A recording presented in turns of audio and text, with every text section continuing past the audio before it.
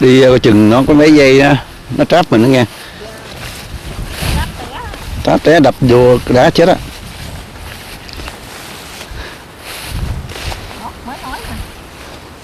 Radio walk slowly.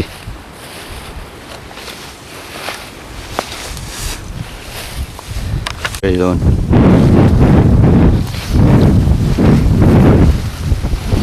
Anh không ngờ anh nó đẹp vậy.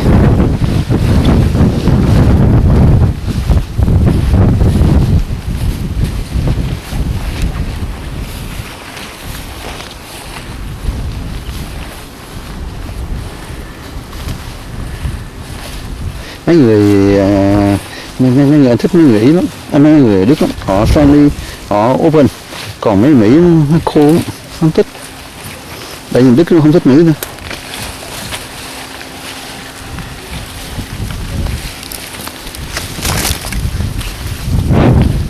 Có chào slowly thôi.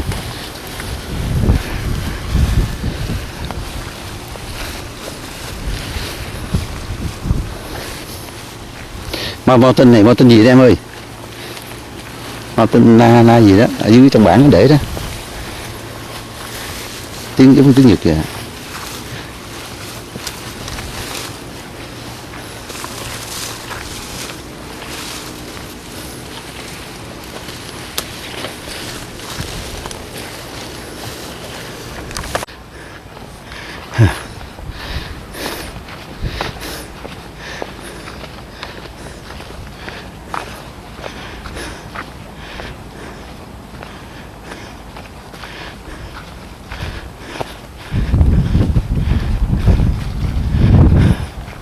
Yeah, there is a port.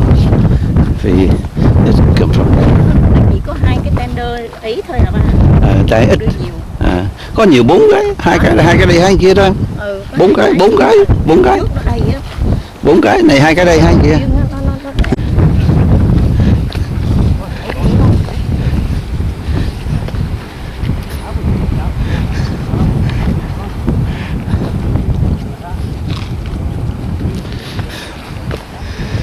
Nó go down.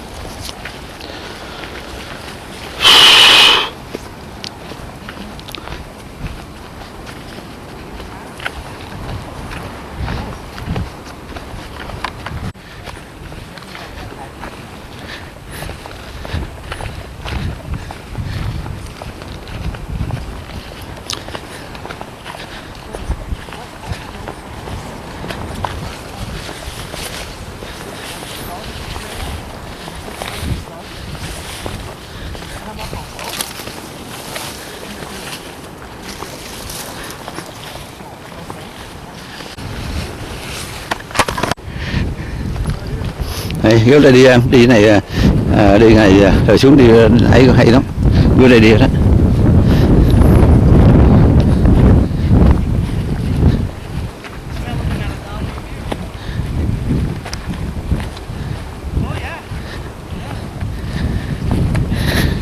Đi cái menta thì gớt với cái phi cô ly cũng gớt luôn á. Very nice.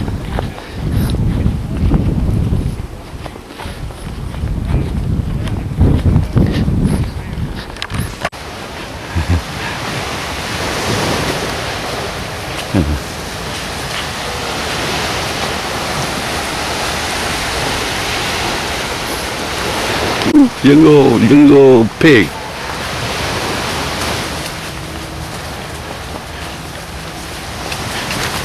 It's a good idea to go there at first.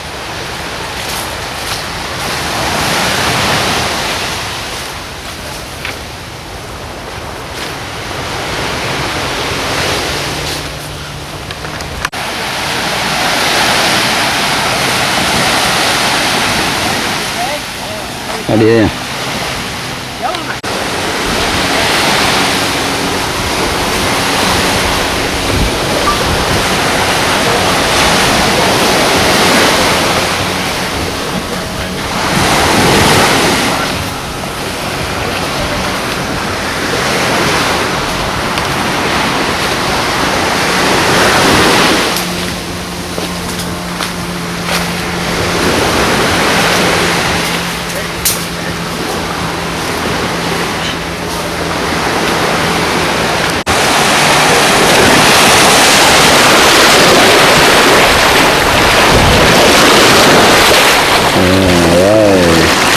Down.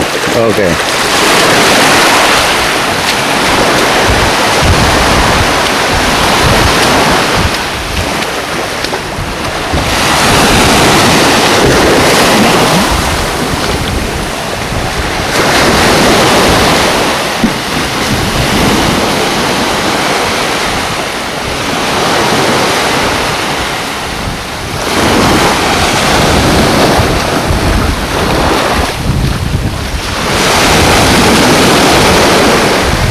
Đi còn Tháo là gì đó?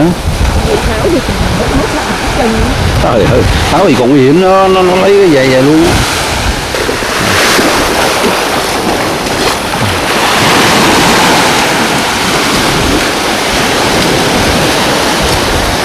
Hello.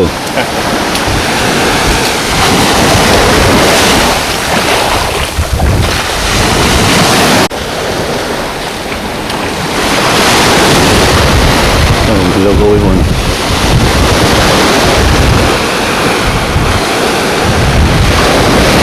Logo luôn. Yeah.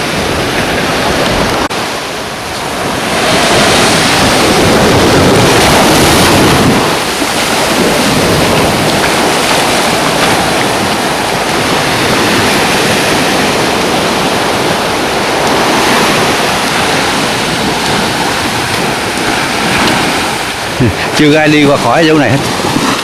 Hả? Chưa ai đi qua khỏi chỗ này hết.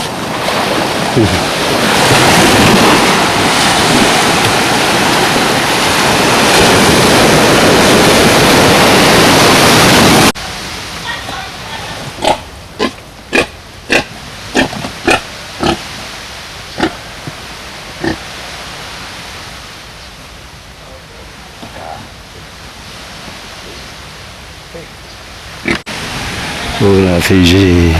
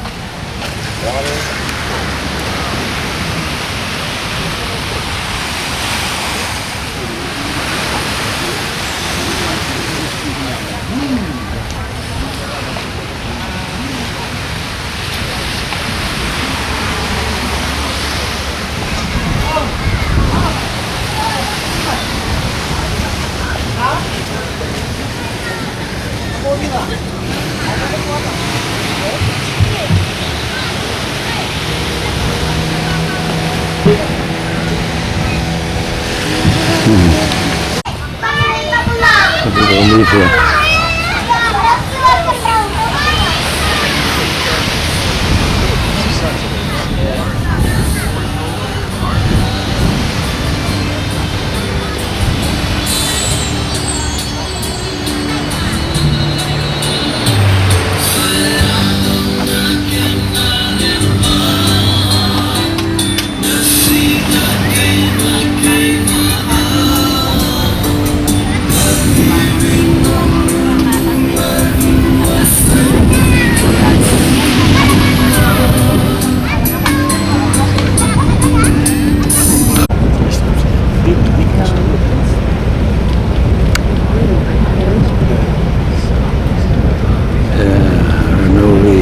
Ranolfi Island. Bye bye. Very nice island. Ja, dat is zo dat was die goed. That the tender dock. Met de rivier. Ik heb er een zeer niet.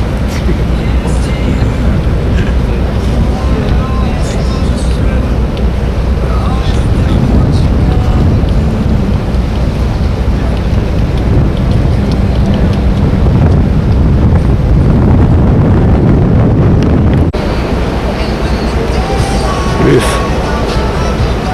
A river. Fishing.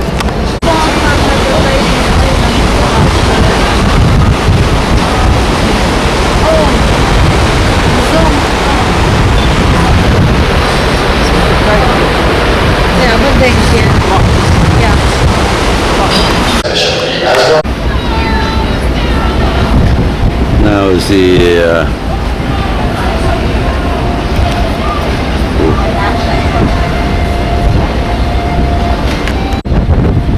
now the 8:10 a.m. on the 21st April 21st 2018. We just crossed the international deadline a month ago. We yesterday April 21st, and now we crossed deadline, become the April 21st again. So we had to complete 2 days. Today April 21st. That means 48 hours. April 21st we went by. So that particular we crossed the deadline the first time. The first time on land and sea. We crossed the international deadline. So.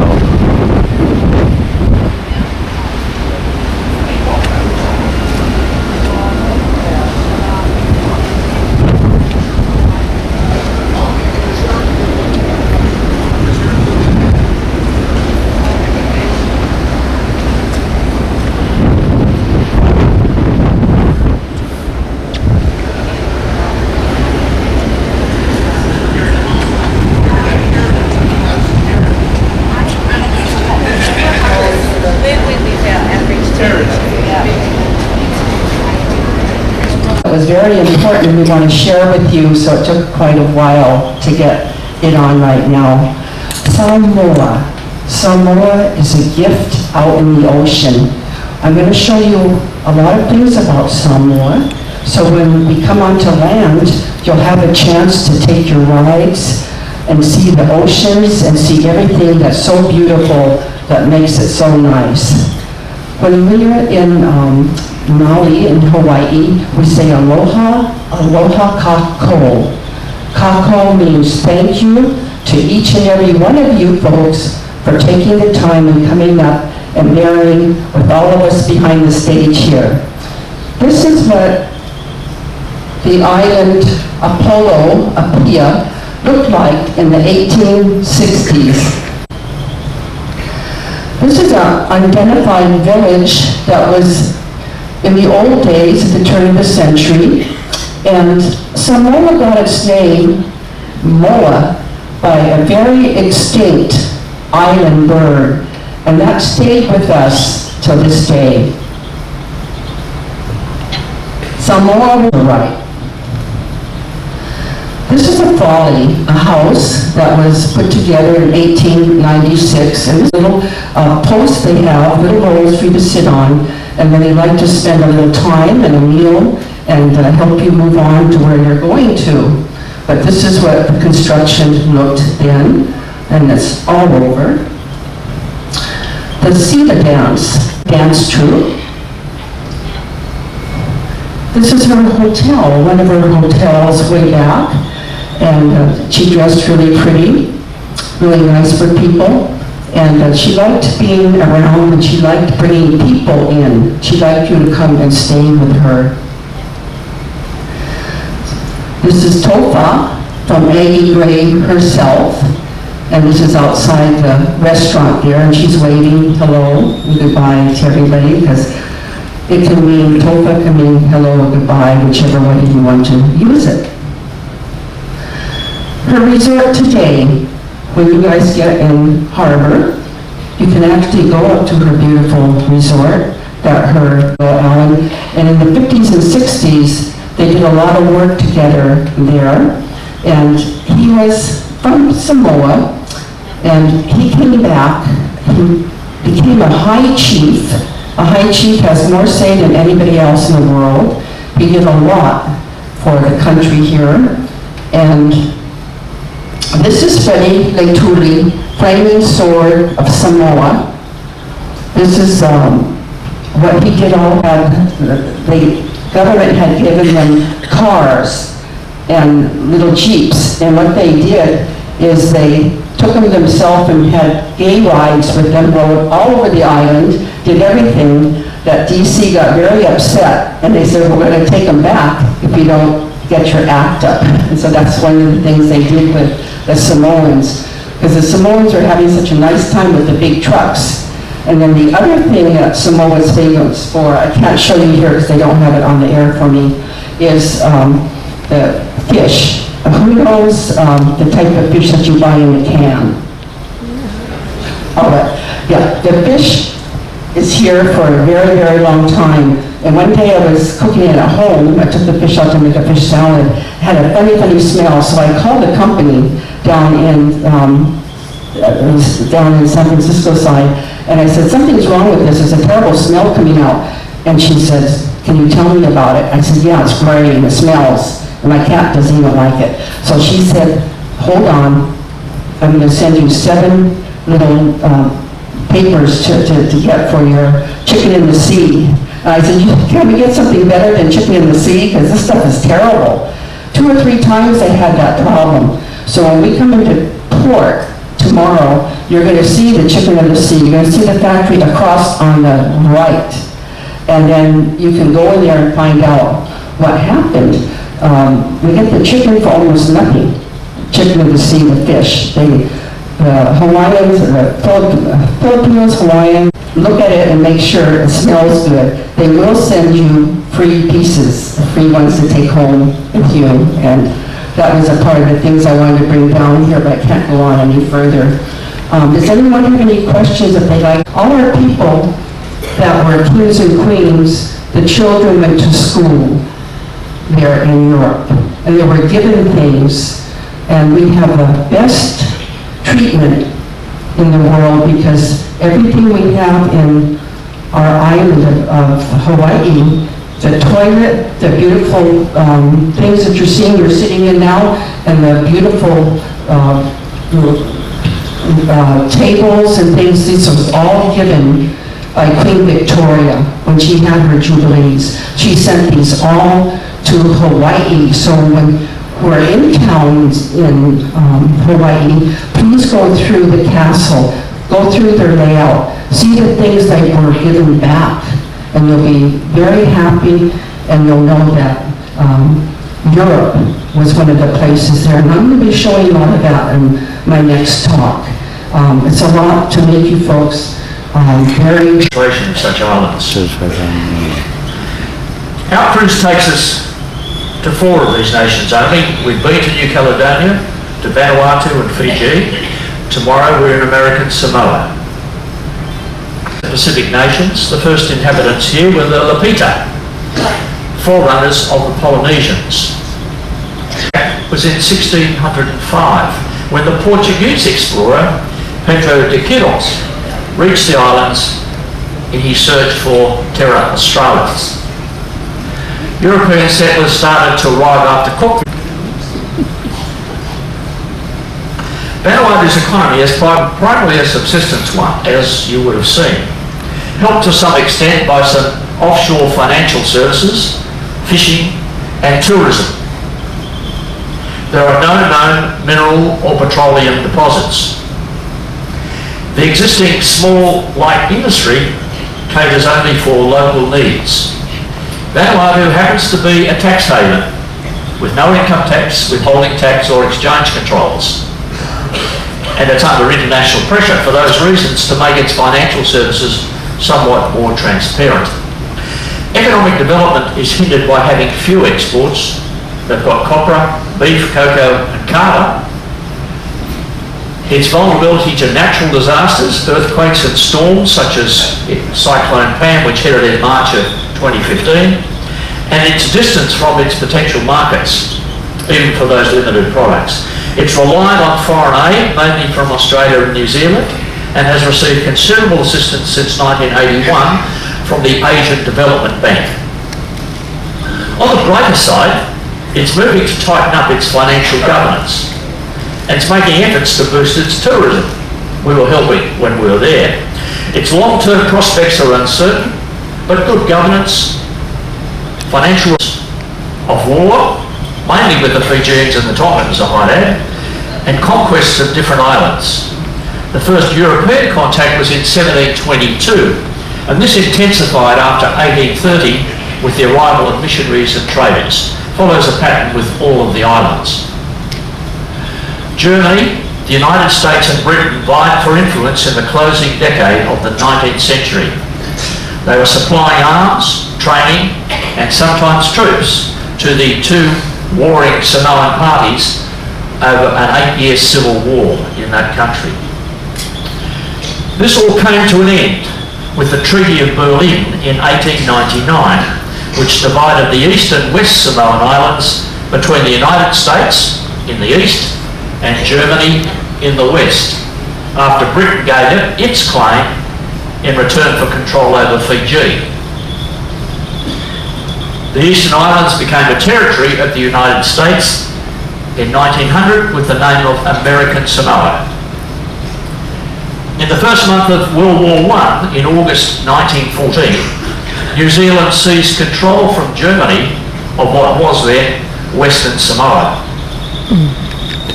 In July of 1997, to change the name to just Samoa. Although American Samoans protested this move and still refer to the nation as Western Samoa. Samoa is a member of the British Commonwealth and the United Nations. Now both nations share the same language and ethnicity, but they're forging somewhat different paths. Samoans in the West migrate to New Zealand. They share New Zealand's sporting interests, rugby and cricket.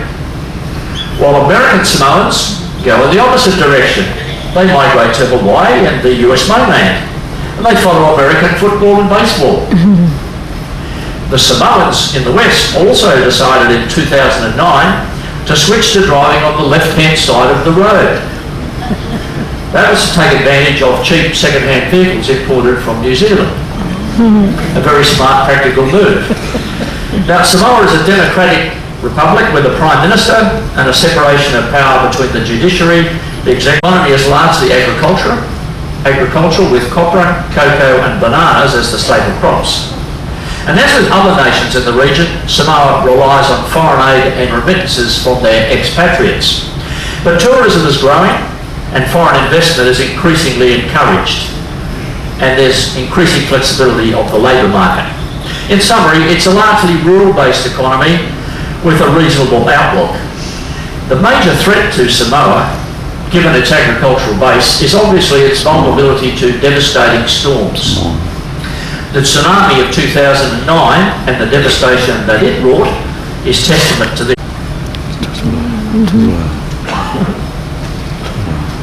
After the Treaty of Berlin, which divided the Samoas between the United States and Germany, Samoa a self-governing territory.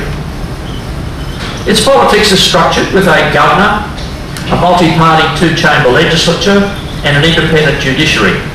The lower house of representatives is popularly elected and the Senate consists of the village chiefs.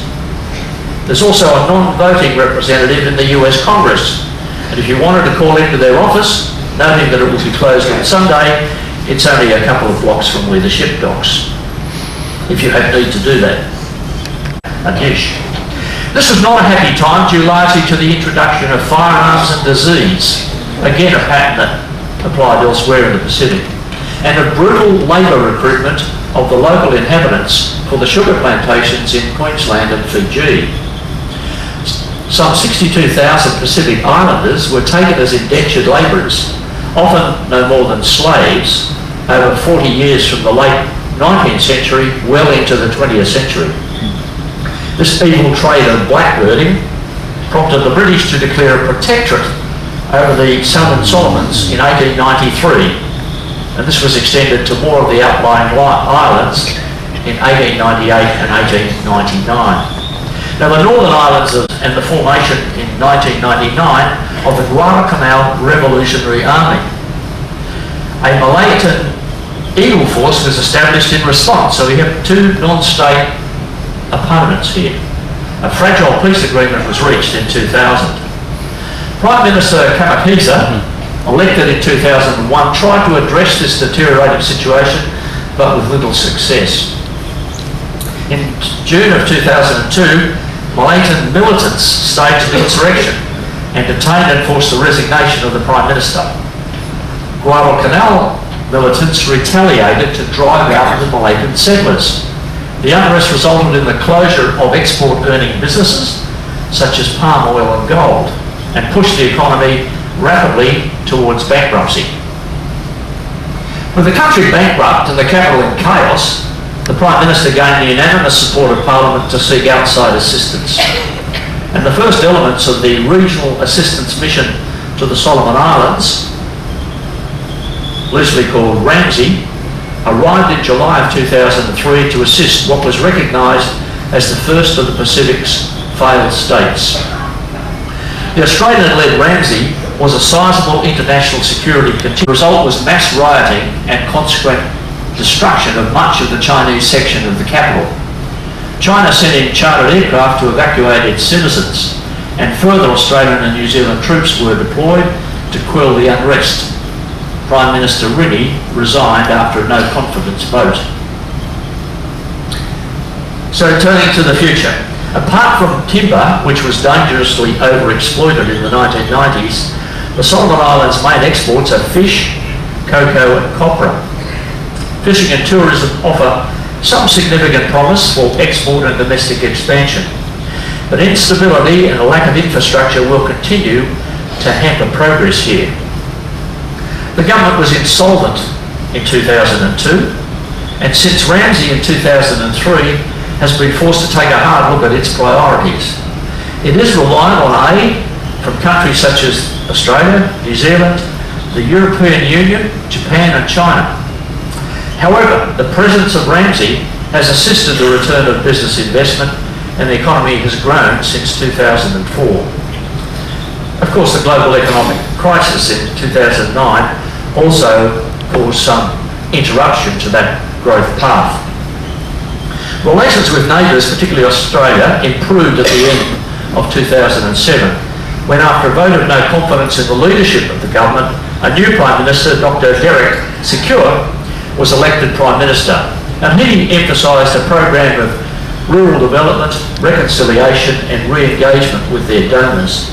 However, the Solomon Islands, by any measure, have a long way to go, and sadly there are indications that endemic corruption is going to get in the way and limit the prospects of useful foreign investment. The RAMSI mission was brought to a formal conclusion in May of last year, 2017, noting that its purpose was largely achieved, and the Battle of Tarawa was fought at Kiribati's capital, Mariki, on Tarawa Atoll, 1916 to 1974. In 1974, the Polynesian Ellis Islanders voted for separate British dependency status from the predominantly Micronesian Gilbert Islands, which became Kiribati. And so Tuvalu became fully independent within the British Commonwealth in 1978. Now, both nations are concerned that they face the threat of rising sea levels. The problem is more acute for Tuvalu, where a sea level rise of 20 to 40 centimetres would make the islands uninhabitable. Although Kiribati is slightly better off, it also seemed to be under threat should levels rise as predicted.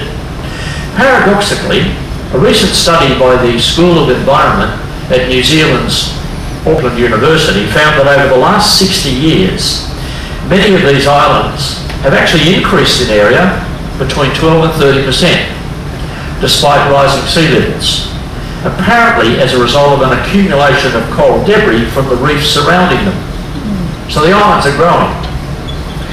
So the jury might still be out on this question. I recently had the privilege of visiting Fanning Island in Kiribati. One of our guests on that occasion had actually spent some of her childhood on Fanning Island during World War II when her father ran the telegraph station there. She didn't notice any change of sea levels from her time there to the present. However, what was evident was that there were many sinkholes as you walk around the island. So the island was actually sinking into the sea. That really was a major concern. In 1995, an act was passed moving the international date line, which passed through Kiribati, to its eastern boundary. This made Kiribati the world's most eastern nation, and hence the first to sea in the third millennium in 2000. This provided a very short-term tourist boom. Also in 2000, Tuvalu negotiated a contract leasing its internet domain name, TV, for royalties that it hoped would raise GDP threefold over the next decade. As you can imagine, such expectations were not fully realised. Both these nations do face significant challenges. Neither has much in the way of natural resources, and both rely heavily on foreign aid, including assistance from the Asian Development Bank. One of the significant economic challenges in this island group is transport infrastructure to assist those who do not live in the main population centres. 26% of the population of Tuvalu live below the poverty line, while only 48% of people in Kiribati have access to electricity. This is what I mean when you find at those islands there's not much there. Can I move on to Tonga? We don't visit Tonga, unfortunately. But the ancient history of Tonga parallels to a large extent that of Asia 3,200 years ago. First European contact was in the 17th century, and Captain James Cook visited 3 times. In 1773, 1774 and 1777. The first visit he made, he gave the islands the title the Friendly Islands. He did so without realising that the islanders' generosity was more to distract him from a proposed raid on his ships than to be very good citizens. Now, Tonga was united into a Polynesian kingdom in 1845 by an ambitious and talented young warrior. And here I am challenged by Tongan names. Ta'uwha'ahu, who, with the subsequent help of a missionary, the Reverend Shirley Baker, turned the nation into a constitutional monarchy by 1875. And Ta'uwha took the title King George Tupou I. Tonga became a British protectorate under a treaty of friendship on the 18th of May 1900, negotiated by King George Tupou II. This status ended in 1970 and Tonga joined the British Commonwealth. It's noteworthy that for the period 1918 to 1965, George Tupou II's daughter, Saloti, was the Queen of Tonga. She was widely respected throughout the world, and she was actually Miss Tonga to everybody. In spite of its joining the Commonwealth, Tonga maintained its own royal family and retained its hereditary monarchy. Tonga joined the United Nations in 1999. It is unique in the region as having never lost Indigenous governance. It's a fact that presents a source of pride to the Tongan people. Of the 69 islands that make up the Kingdom of Tonga, only 36 are inhabited. The Tongan people clearly have a reverence for the kingship, and any criticism of the monarchy or the royal family is antithetical to Tongan culture and etiquette. But despite this, there is a large disparity in wealth between the ruling elite and the bulk of the people.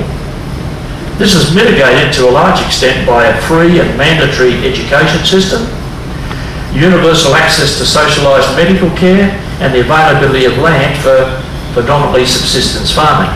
The economy is characterised largely by a non-monetary subsistence sector and a heavy dependence on remittances from half of its population that lives abroad, chiefly in Australia, New Zealand and the United States. The Chinese who arrived here also on a cash for passport scheme that existed before 1998 dominate small business, and the monetary sector, particularly telecommunications and satellite services, is controlled by the governing elite. King Tupou IV, father of the present king, and his government made some shaky economic decisions in an attempt to diversify the economy, such as searching for offshore oil. presenting an opportunity for nuclear waste dumping, selling passports, registering foreign ships, claiming satellites slots, chartering aircraft and building hotels and casinos. In these endeavours they were victims of several scams which lost the nation a good amount of money. The last 2 years of Tupou IV's reign in 2005-06 saw great public unrest and riots, and peacekeeping forces from New Zealand and Australia were called in to assist. The GDP of Tonga is nearly 500 billion US dollars, but half of that is in remittances from expatriates. A pro-democracy movement exists that has pushed for reforms to allow better representation. It's believed that the early Polynesian voyagers in their large outrigger canoes ventured out from the Philippines or Taiwan in Southeast Asia thousands of years ago. They took with them coconuts, breadfruit, taro, sugarcane, dogs, pigs and chickens. It would have been a monumental journey, but there have been some recent reenactments to have proved the viability of such a venture. Captain Samuel Wallace, in his ship the Dolphin, visited Tahiti briefly in 1767, but he stayed long enough for his lieutenant, Tobias Fono, to claim the islands for Britain and to name this as the island of Tahiti in particular, King George III Island. Louis Antoine de Bougainville arrived soon after and claimed the islands for France. Cook visited during each of his 3 Pacific voyages, and the Spanish in 1772 sailing out from Peru also claimed the islands, but it was named a French protectorate in 1842. The disputes between the competing European powers, Polynesian leaders and missionaries of various faiths, nuclear testing through the establishment of the Pacific Experimentation Centre. This program had physical, social and economic implications for the territory, but most notably made them economically dependent on France. But the end of the testing program in 1996 brought to an end the relative economic prosperity they had enjoyed. Today there is some political instability which will hinder economic growth and limit investment. Much of this instability revolves around the quest for independence. Tourism is struggling for several reasons, and the once strong pearl industry is in serious decline. French Polynesia still needs its more than 300 million US dollars a year grant just to survive. And behind the smiling faces which you would find there are serious concerns about what the future holds. Let me draw all this snapshot to a conclusion. This is just a few of the Pacific Islands and the challenges they face, and you'll get to see that they're very similar in nature. Nowhere is the future clearly bright and unimpeded. Limited natural resources, limited economies of scale, poor governance, including corruption, will all hinder the ability of these nations to really become fully self-sufficient. And to exacerbate these problems, they face natural disasters, which would test even a strong developed nation. But other regional countries are offering a measure of support beyond just foreign aid. And our hope is that these proud nations will be able to meet the reasonable expectations their citizens have. Can I follow that point up and some others that guess Russia-China conquest for communist dominance of the world? But that might be a bit too generous. They clearly seek influence in these countries. They do it for a number of reasons, I suspect. One of which is clearly to counter the presence in the Western Pacific of the United States and its allies. The danger, as I see it, if I may be so bold as to venture an opinion, is that by giving aid or by giving loans, which may or may not be repayable, they are exerting influence and leverage which makes those nations somewhat vulnerable to the wishes of the two powers. What we don't want to see is that these countries become impoverished and beholden so much to either of those two nations that they grant them port access, they grant them extensive fishing rights, or they basically lose their sovereignty to them. That's what we don't want to see. It remains to be seen, and we hope that it will be well managed. Ladies and gentlemen, thank you very much indeed. Before introducing my next talk, I just want to refer to the fact that next Wednesday, the 25th of April, is Anzac Day for Australians and New Zealanders. There will be some form of service on that morning, early. I may be conducting it. I've offered to do so, as I've done in the past. And I'll be seeking some assistance from a couple of Australians and New Zealanders, if you could. And at the back, when I take questions in the...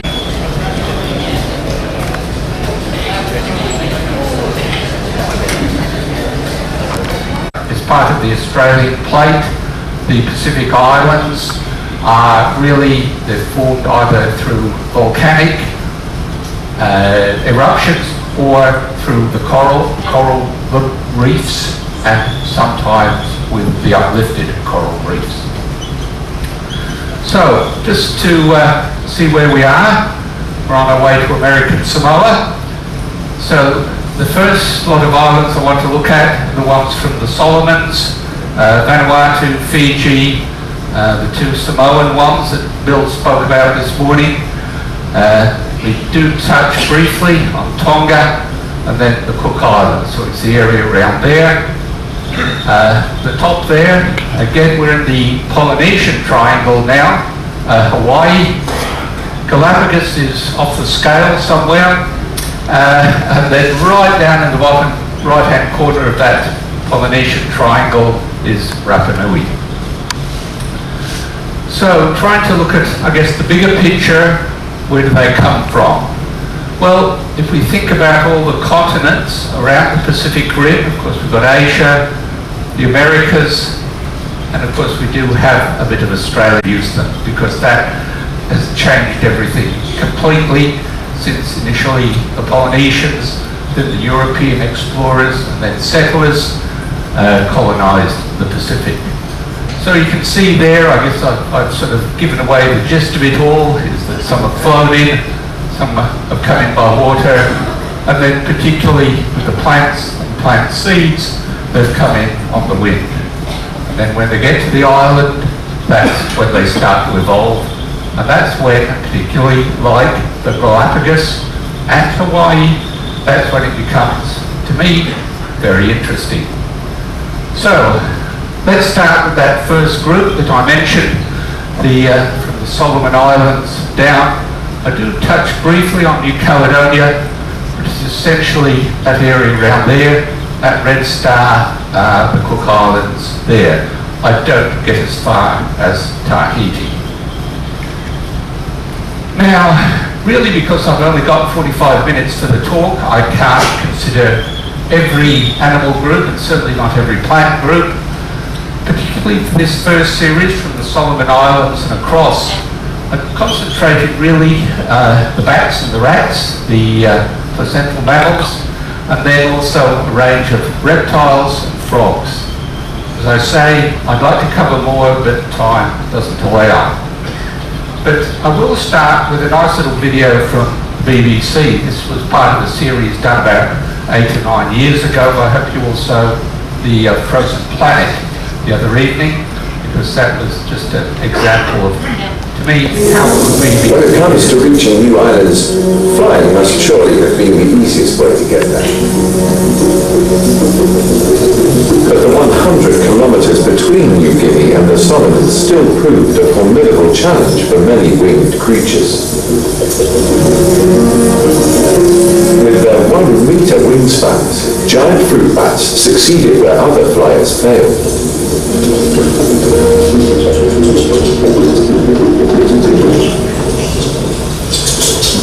Carrying undigested fruit seeds from New Guinea in their stomachs, they inadvertently helped sow the Solomons' rainforests.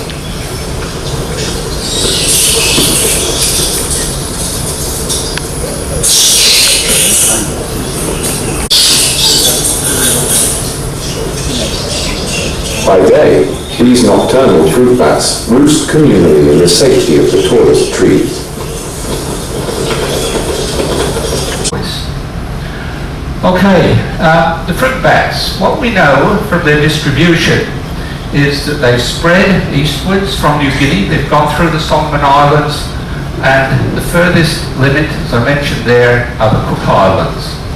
Unfortunately, many of the species are endangered, particularly the ones, sadly, where fruit bats form part of the diet of the native people, as New Caledonia is a case in point. But we also have the small bats as well. These are the little ones that mainly navigate by echolocation. We've got a similar pattern with the micro bats as well. Again, the greatest diversity is in the Solomon Islands and lessen as they head eastward.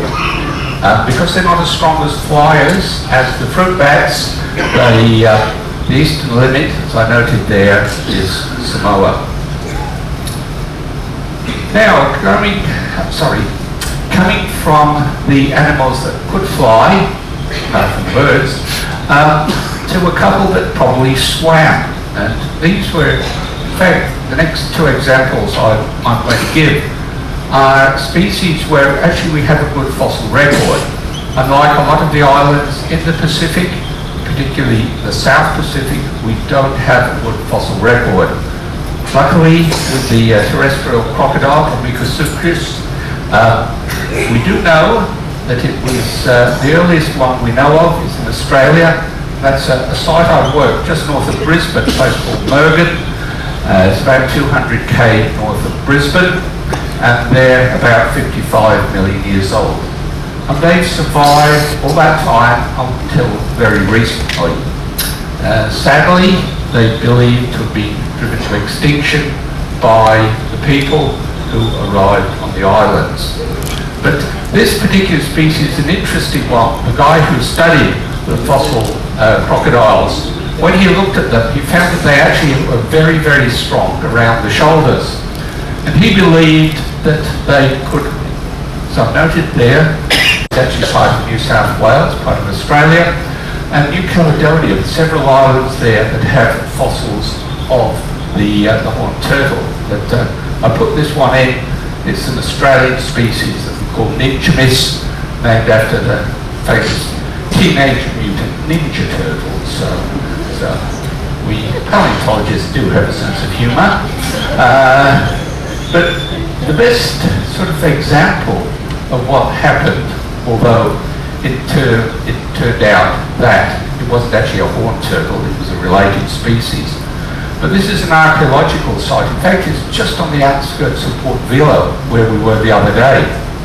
And they've got a really nice sort of sequence of sediments. There's nothing.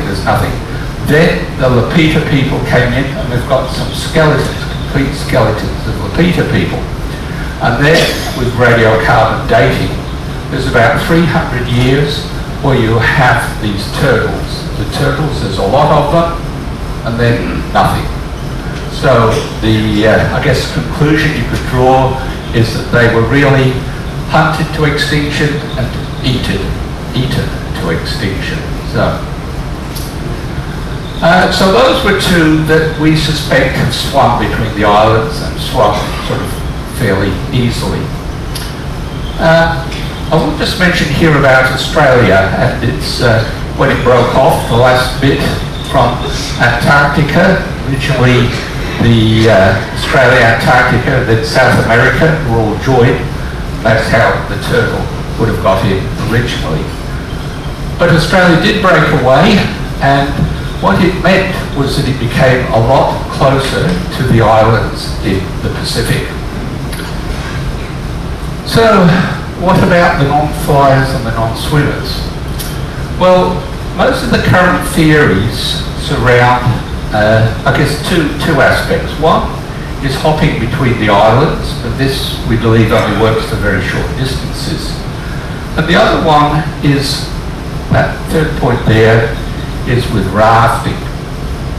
Now, I'll just get onto rafting in a second, but the other point I'd like to make, again, this is showing New Guinea, the island of New Guinea, to the north of Australia, and there's certainly times in the ice ages when you could have walked between Australia and the island of New Guinea, and not got your feet wet, which is, pretty good for the terrestrial mammals. Tempted to say not so good for cruisers, because if you're doing a circumnavigation, it didn't say exactly what it was, it just sort of said animals hitching a ride. I mean, to me it just looks like a whole heap of shells that have attached themselves to a piece of the debris that resulted from that terrible tsunami.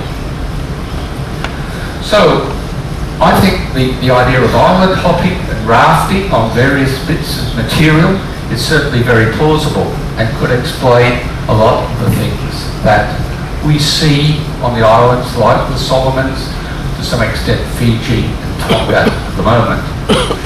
So, where did they come from? Well, given the diversity, particularly with things like the fruit bats, it seems to suggest that New Guinea, the island of New Guinea, was probably most likely origin. We do know, and there's the picture on the left there, that's 35 million years ago.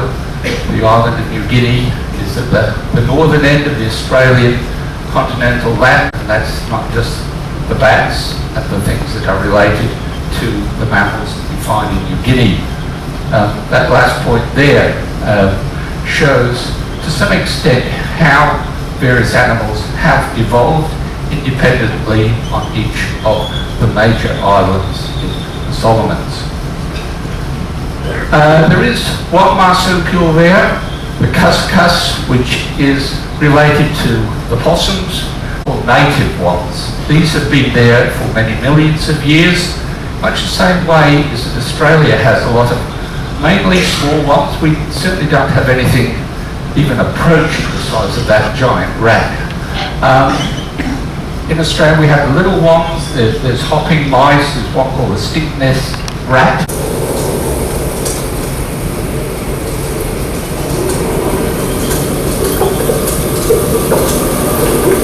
Incredibly, the female mourning gecko has done away with the need for a mate.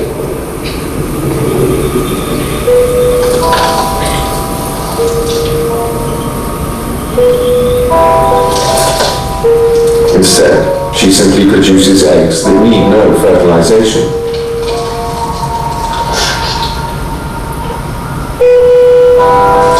So one single female washed up on an island could start a whole population.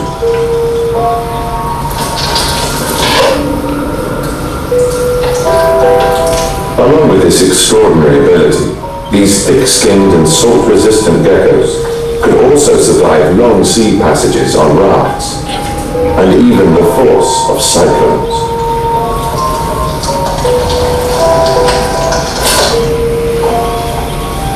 But there is more to the gecko story than this. Now hopefully I've got a minute at the end and I can tell you part two of the gecko story. I will just mention briefly that in fact the largest living skink anywhere in the world is from the Solomon Islands.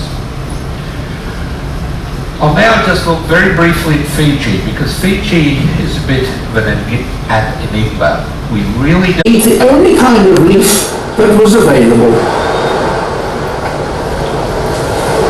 Seaweed. And to get the best of that, they had to do something even more radical. They had to swim.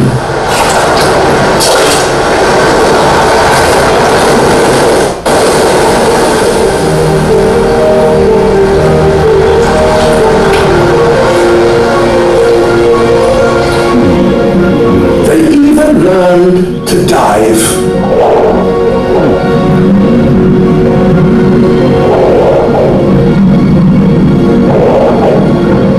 They acquired the ability to hold their breath for up to an hour so that they could swim down to a depth of 20 meters.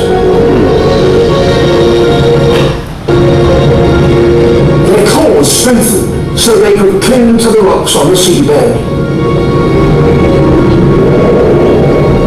And under the water, they found an endless supply of seaweed, which grew in abundance in the nutrient-rich currents that flow around the islands.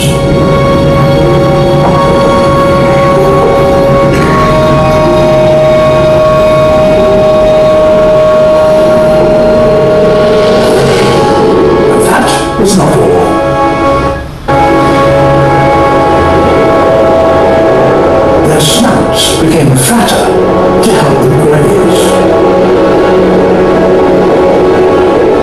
And their teeth became sharper to grip the slippery seaweed. Okay, morning gecko. Less than 2,000 years ago, something happened that was to revolutionize the spread of plants and animals.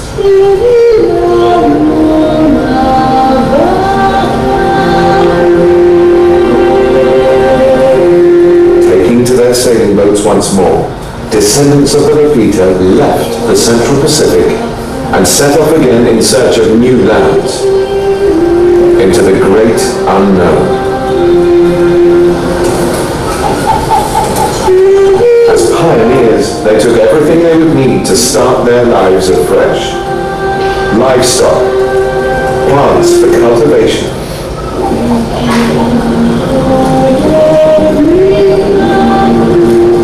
even the coconut.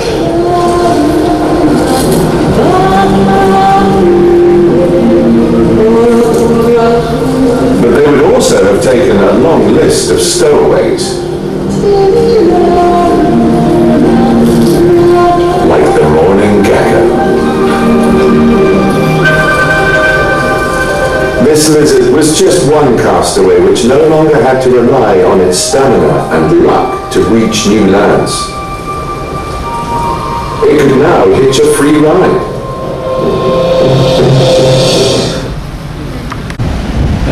Now in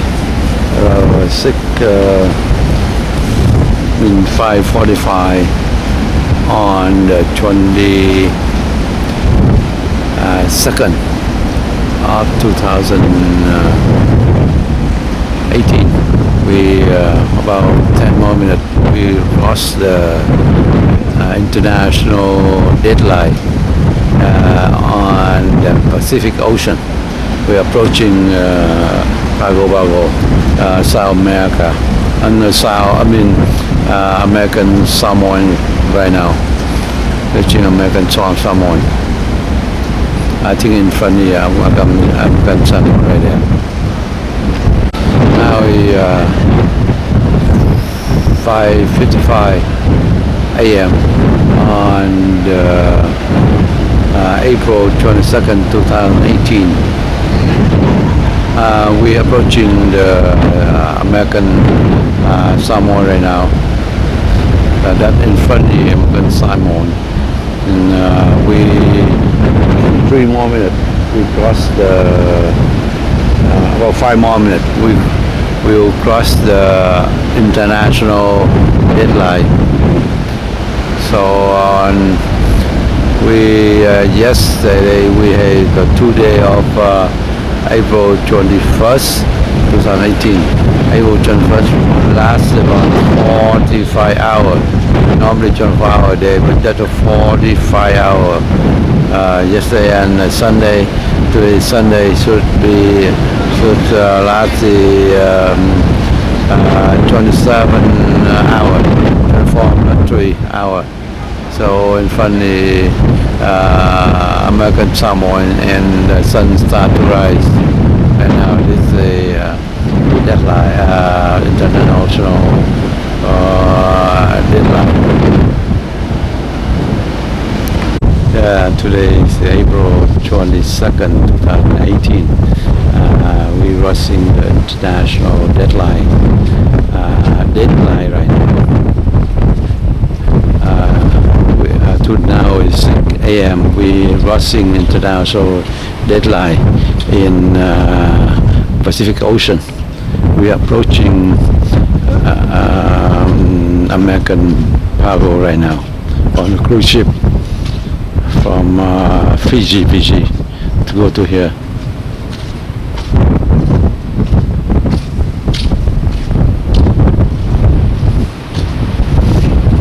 So we're rushing the international deadline right now. We're approaching Pago Pago.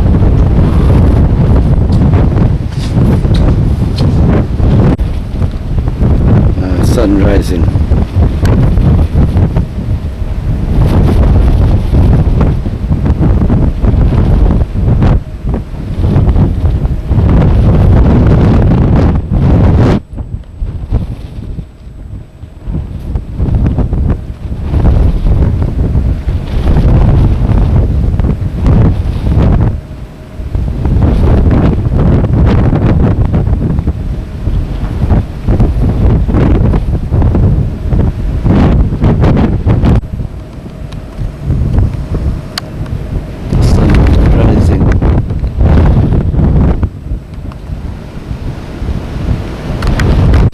the sun rising.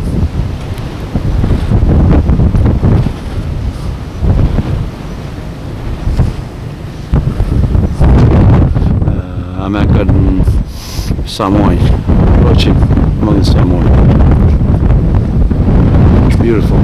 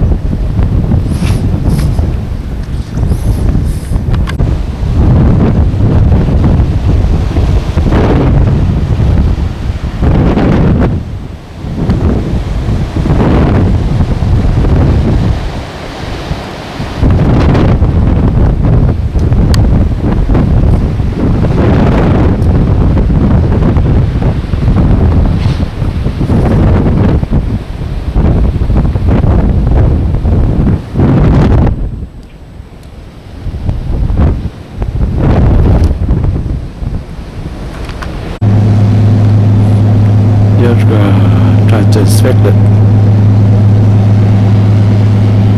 American Samoy.